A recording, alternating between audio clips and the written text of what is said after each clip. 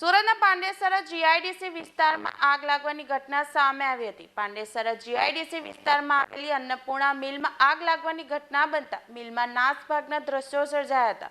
ઘટનાની જાણ લોકો દ્વારા ફાયર વિભાગને કરવામાં આવતા ફાયરની 7 ગાડી ઘટના સ્થળે પહોંચી હતી।